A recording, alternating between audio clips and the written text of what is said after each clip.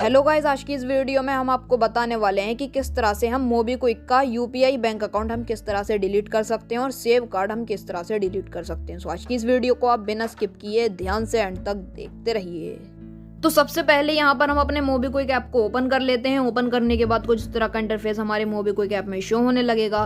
उसके बाद सबसे पहले मैं आपको बताता हूँ किस तरह से आप यूपीआई बैंक अकाउंट डिलीट कर सकते हैं। डिलीट करने के लिए यहाँ पर यूपीआई आईडी पर हमें क्लिक कर लेना है।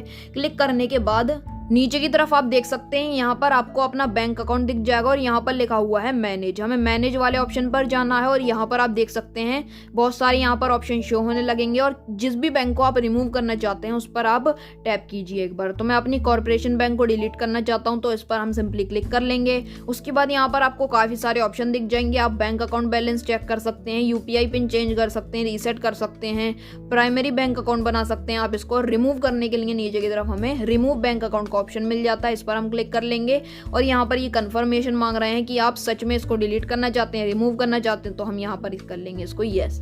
तो अब आप देख सकते हैं हमारी जो भी यूपीआई है, हमने कॉर्पोरेशन बैंक को डिलीट किया था और हमारी कॉर्पोरेशन बैंक यहाँ से डिलीट हो चुकी है, रिमूव हो चुकी है और हमारी बैंक यहाँ पर शो नहीं हो रही है।